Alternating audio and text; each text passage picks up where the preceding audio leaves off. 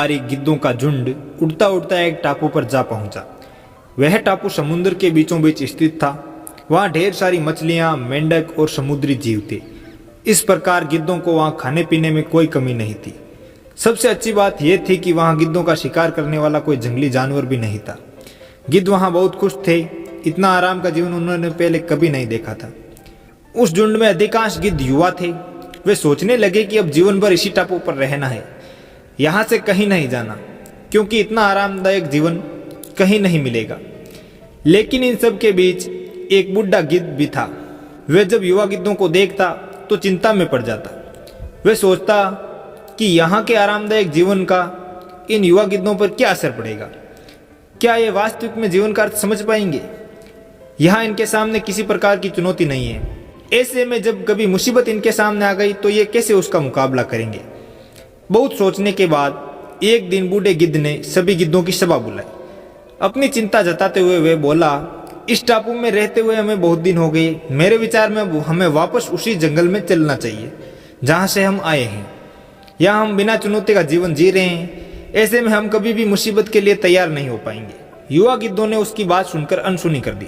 उन्हें लगा कि बढ़ती उम्र के साथ बुढ़ा गिद्ध सटिया गया है, इसलिए ऐसी बेकार की बातें कर रहा है।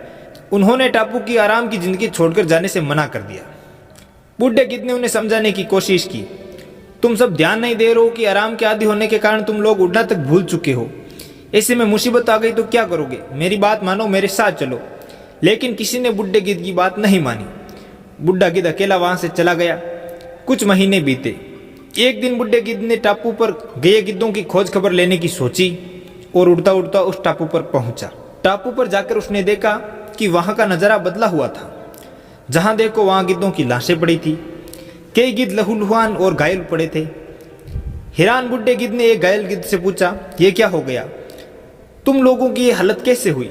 घायल गिद्ध ने बताया, आपके जाने के बाद हम इस टापू पर बड़े मजे से जिंदगी जी रहे थे। लेकिन एक दिन एक जहाज यहाँ आया और जहाज ने यहाँ पर चीते छोड़ दिए। शुरू में तो उन चीतों ने हम पर हमला नहीं किया, लेकिन कुछ दिनों बाद जब उन्हें आभास हुआ कि हम उड़ना भूल चुके हैं, हमारे पंजे और नाखून इतने कमजोर पड़ गए हैं कि हम किसी पर हमला नहीं कर सकते और न ही अपना बचाव कर सकते हैं, तो उन्होंने हमें एक एक कर मार कर खाना शुरू कर दिया। उनके ही कारण हमारा ये हाल है। शायद आपकी बात न मानने का फल हमें मिला है। तो दोस्तों, इस कहानी से हमें यह सीख मिलती है कि अक्सर कंफर्ट जोन में जाने के बाद उससे बाहर निकल पाना मुश्किल होता है। ऐसे में चुनौतियां आने पर उनका सामना आसानी से नहीं होता। इसलिए कभी भी कंफर्ट जोन में जाकर खुश नहीं हो जाएं। खुद को हमेशा चुनौती देते रहें और मुसीबत के लिए तैयार रहें।